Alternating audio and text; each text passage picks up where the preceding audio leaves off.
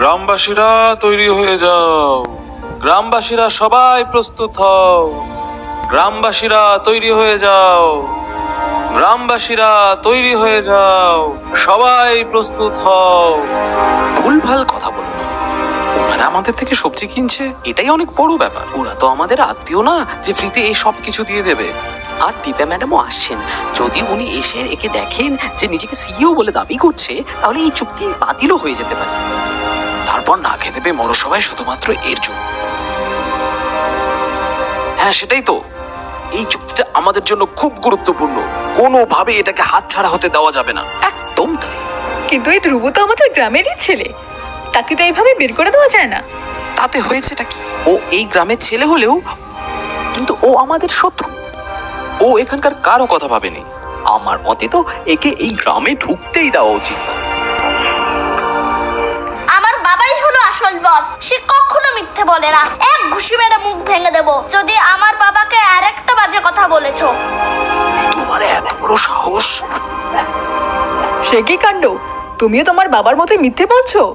রোহান, এক্ষুনি ক্ষমা চাও শ্রবণ আঙ্কেলের কাছে।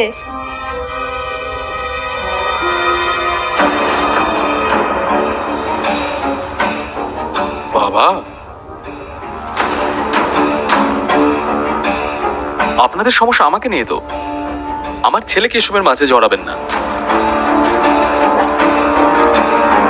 আমার বাবা এসব কিছু করছে শুধু তোমাদের জন্য, আর তোমরা কিনা তাকেই এখান থেকে তাড়াতে চাইছো।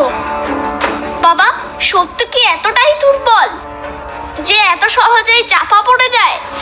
না না বাবা, সত্যের শক্তি অনেক বেশি। যদি সামনে দেরিতেও আসে, তাকে কখনোই চেপে রাখা যায় না। অনেক প্রবচন বকে ফেলেছো, বের করো ওকে এখান থেকে। আজ আমিও দেখি কার এত ক্ষমতা। এবারে থামাও এসব, অনেক হয়েছে। বাবা, আমরা খুব খারাপ সময়ের মধ্যে দিয়ে যাচ্ছি।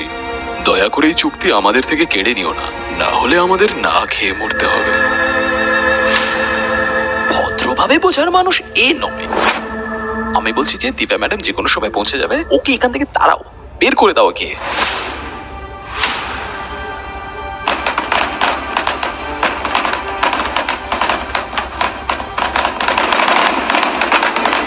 এত বাজে কে পাঠাচ্ছে? মনে হয় দিব্যা ম্যাডাম এসে গেছেন।